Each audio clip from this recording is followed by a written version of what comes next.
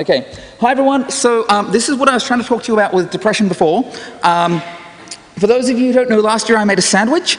And that was a big deal for me because this was a sandwich which was made with like amazing bread and like fresh hummus, and there was cheese in there, and there was like slow roasted vegetables and like white wine and chicken stock and like super, super fresh like salad ingredients. And I ate this sandwich and I had absolutely zero enjoyment, none whatsoever. Now, for those of you who don't know what this is, there's a technical term for it. It's called anhedonia. It is the inability to experience pleasure. And this kind of tipped me off that I might have been experiencing a depressive episode. I might have been experiencing something that wasn't all that good.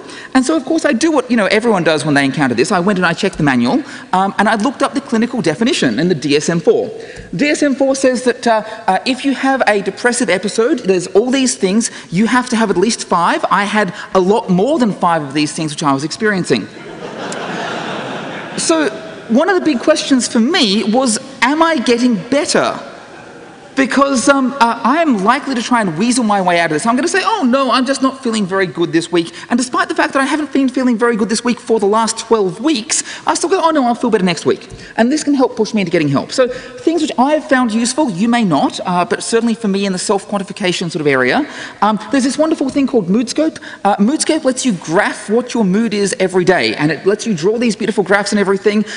It has a really shitty interface, but if you know how to do web scraping and you can work with JSON, the interface gets way better. So one of the great things about Moodscope is that it lets you have buddies, and it will email your buddies to say, Paul's score for today is this. And that's really useful for me because if I've kind of dropped down to around about the 50% mark, I'm having not a very good time, but I won't tell people about it. Here I'll have friends who actually say, hey Paul, what's going on? And I'll go, oh, I dropped some diamonds into a lava in Minecraft or whatever. So the other thing which I found really useful is a website called Patients Like Me. Now, this doesn't work just for depression. This works for any sort of medical conditions you want to track.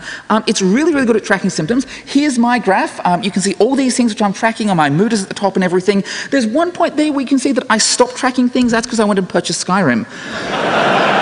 The other thing which I want to mention is FOSS community support. Hopefully you're all aware of bluehackers.org. Blue Hackers is a wonderful community within the open source movement, and I actually posted up there recently about my experiences with depression. And certainly one thing which I found very interesting was a lecture by Robert Sapolsky. If you go to bluehackers.org, there's a link on there talking about how the brain works in terms of depression. And he actually makes this wonderful quote of asking somebody to give up depression is like asking somebody who's diabetic to give up insulin. So depression is common, and you are not alone. Thank you very much.